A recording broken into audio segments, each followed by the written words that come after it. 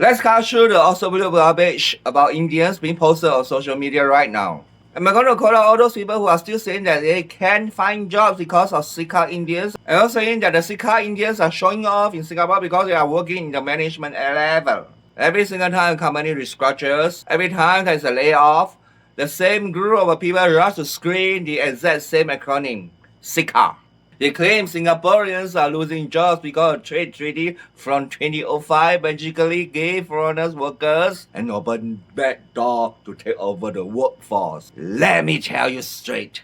It's misinformation, it's lazy, and frankly, it's embarrassing. And we are the one of the people constantly repeating this myth. It's time to wake up. You're deluding yourself because it's easier to blame the treaty than it is to look at the mirror and face reality. Let's look at the actual facts. The ones people conveniently ignore because facts don't fit their emotional narrative. CECA is a free trade agreement. It doesn't grant automatic citizenship unless you want to marry them to Singapore. It doesn't grant permanent residency unless they are super rich and contribute significantly to Singapore.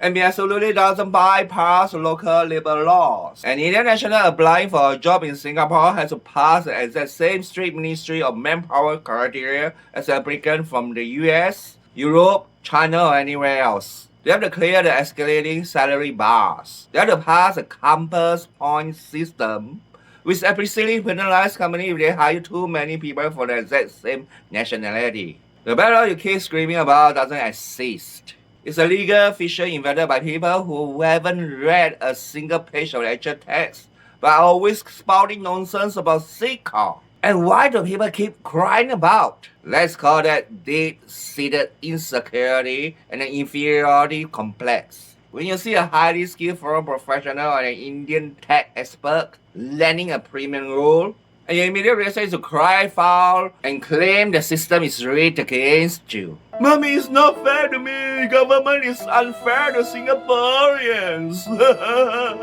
Indians got all the benefits. CECA Indians. Just exposing your own weakness. You are admitting you feel inferior. Instead of stepping up, instead of competing in the global hub, it's mainly easier to pretend you are a victim. Blaming CECA is a defense mechanism. It's a way to comfort yourself so you don't have to admit that the global market is moving faster than you are. If you actually want to know why white-collar jobs are shifting, stop looking at the immigration figures and start looking at the corporate balance sheet. The threat to your job isn't a foreign worker sitting next to you in the office in downtown Singapore. The threat is offshoring. Singapore has become one of the most expensive cities on the planet to operate in. Multinational corporations aren't bringing wave of people here. They are moving entire regional operations, IT infrastructure, and finance departments out of Singapore to cheaper hubs like Kuala Lumpur, Manila, or Bangalore. On top of that, artificial intelligence and automation are stripping away routine administrative and middle management roles. Your real competition isn't a specific nationality. Your competition is a software algorithm and a lower cost regional hub. Crying about CECA will not help you. You're all facing the same challenges. The world is gonna be colder and cooler. It won't pause global corporate restructuring. And instantly won't make you more employable. Everyone now is job hugging.